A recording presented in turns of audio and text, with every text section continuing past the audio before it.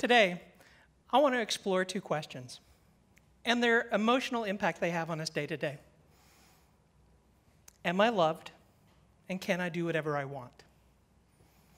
A few decades ago, sociologist Reuben Hill produced these two questions out of his research with children in stress. He recognized that fundamentally, children were trying to answer these questions and to gain understanding about who they were from the adults in their life, from parents, and from society at large. Eventually, Reuben Hill would produce a guide to parenting that would help people understand how to do that and how to produce those answers for the children around them. Those two questions would then become the standard for a parenting model that would be used even today by the American College of Pediatricians. It answers those two fundamental questions this way. Yes, you are loved. And no, you cannot do whatever you want. As I pondered these two balancing questions and the fundamental role they played with children, I recognized that many of us as adults still are looking to answer these questions in our own life, that they still have emotional impact for us, that we are asking these questions internally and externally. We're asking in a way. We're seeking that information from our colleagues, from our society, from those who love us, and for people of faith, even from God. Sociology, psychology, philosophy, theology, they all ask these questions, rooted in this way. Do I matter? Why is our society unjust? Why does evil exist? These are all big questions that are fundamentally rooted in these two questions. I think it's important for us to ask these questions of ourselves and to understand what they mean for us. So I want to pause here. I think our society does a great job of exploring data and science and leaning into those spaces, but sometimes we ignore the emotional and spiritual life of our inner self. And so I want to take a second to explore these two questions for you in your personal life. So if you're comfortable, take a moment, close your eyes, and we're going to explore these two questions. Am I loved? Picture someone in your life who has shown you love and acceptance. Maybe that's your parents, a spouse or child, a good friend, a close mentor. As you think about that person, imagine the moment when you recognized that they loved you for who you are. Feel again that warm rush of excitement, of joy, of acceptance, and freedom from judgment. Maybe this exercise is hard for you because you're still waiting for that person, for that moment. But recognize those feelings in yourself. Unfortunately, we can't dwell too long on these tonight, but I hope this can help you identify how you relate to people when you see someone being excluded and left out. Let's continue then to our second question. Can I do whatever I want? Do you remember a moment in your life when you felt injustice? Do you remember a time when you saw that the rules of life didn't apply to everyone?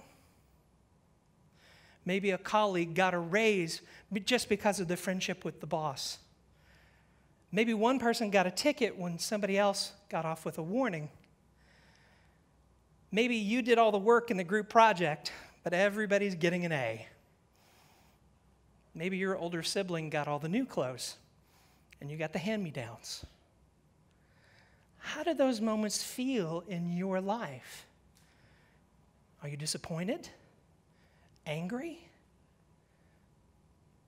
By recognizing this emotional reality in your own story, you can apply that going forward to understand why it is so important for you to have a sense that the rules matter and are applied equally and fairly to everyone. Thanks for taking a moment to explore your inner life. If you're still closing your eyes, you can open them. I'm not an expert in psychology or sociology or theology. I'm a religious leader. And in my role, I help people explore their inner life, their emotional and spiritual truth, so that they can understand how that applies in their life and how it may be impacting them even today. I also get the opportunity to cast a vision of what our society could be like if we lived up to those essential virtues that we ascribe to. I want to take a second to then explore my personal experience with that with my own church. The United Methodist Church is going through a deep, long discussion. There's an essential debate going on around LGBTQIA people and their inclusion in the church. And it is full of hard feelings and acrimony and division. On one side, we have LGBTQIA folks and their allies who are trying to say to the church, we want to be able to marry whom we love. We want to be accepted and ordained as full clergy members. We want to be recognized for who we are as God made us to be. Fundamentally, they are asking of the church, am I loved? Do you accept me? Traditionalists are defending a conservative view of marriage between one man and one woman. They want to enforce the regulations, doctrines, and dogma that were agreed to by the church by vote that say that that is the way that marriage happens, that clergy who are LGBTQIA cannot perform and cannot serve openly. And they're asking questions, can we do whatever we want? If we break this rule, what other rules can we break and ignore? If we ignore this teaching in the Bible, why do we ascribe to any of the Bible? They fundamentally want to know, can we do whatever we want? Because they need to understand the structures and limits of what it means to be bound to one another. Sadly and tragically, my church has not been a model for society on how to move forward from these kinds of conversations. We're unable to admit that the debate we're having is emotionally rooted.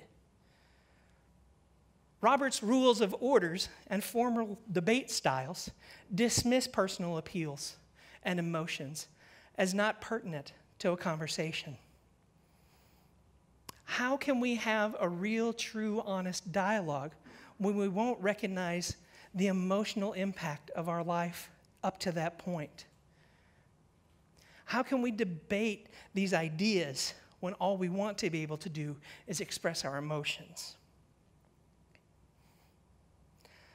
Our society asks many of these same questions, and they bleed over into some of the most hot topics and debates of our society today. Am I loved? Can I do whatever I want?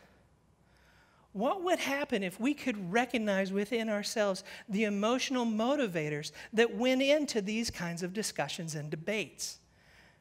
What would happen if we could say, I want to feel loved and I need rules and structures in place? If we could do that and find a way to openly discuss those root emotions, those deep parts of our belief, then we could combine our best virtues of kindness and limits, of love and law, to combat our worst vices of anger and chaos. How do we do that? We start with ourselves. We go back to that point where we were and ask those same two questions. Am I loved? Can I do whatever I want? And we recognize the emotional potency they have for us. And we lean into them in these discussions. And then we approach the person we're debating and discussing with a sense of graciousness and love too. And we recognize they are struggling with these same two questions in their life. And maybe we recognize that we're not so different after all. We just want to be loved and to know our place in the world. Thank you.